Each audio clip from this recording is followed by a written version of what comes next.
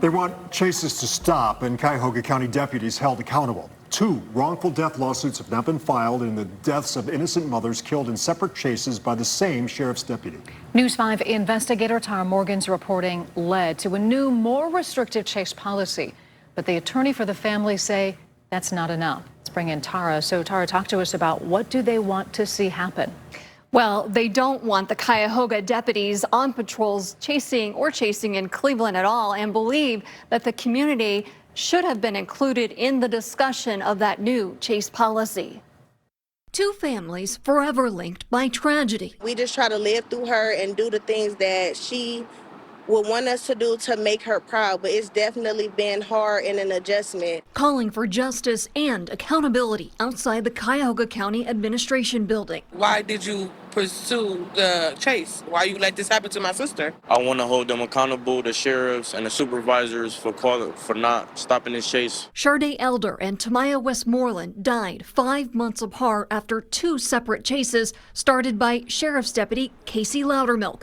Last March, Westmoreland ended up in a fiery crash at I-90 and Eddy Road. Then in August, Elder was killed at Superior and Addison. Both of these women were the glue to their families.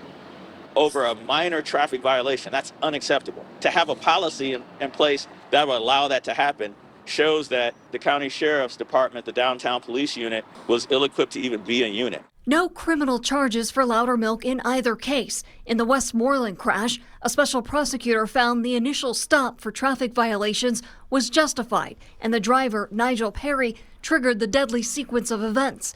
The same special prosecutor says the reckless driving by suspect Jamon Whitaker created the conditions that led to the deadly crash that killed Elder. Attorney Stanley Jackson says the same deputy behind the wheel in both crashes is the common denominator. There's no way, if there was true accountability, that Loudermilk even would have been back on the road. That's unacceptable after 5 months. Last month, I asked the county executive about the chases. Are you preparing for lawsuits with those 2 deaths? I think our team is always following a risk management outlook. Looking back, within the framework of the policy they had, those pursuits were authorized within the framework. Jackson believes the pursuit policy change was rushed. This family would have loved to have been part of those community sessions that could have happened. Diamond Westmoreland says the deadly chase that killed her mom left a lasting impact. I have 2 small children, and now I drive around daily scared of a police chase.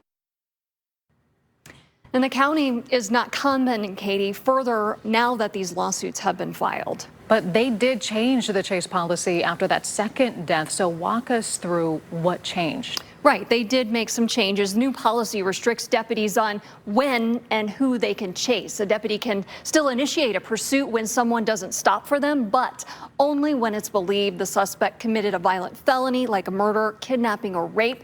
In the revised policy, deputies also have to take into consideration things like protecting innocent bystanders, how well the deputy knows the area, the quality of the deputy's driving skills in a chase, and communication with dispatchers. We've watched you work so long on this story. It is your reporting that led to those changes you just told us about. It all starts with someone reaching out. It sure does, and it's so easy to do. If you have a story you'd like me to dig into, just shoot me an email at tara.morgan@wews.com.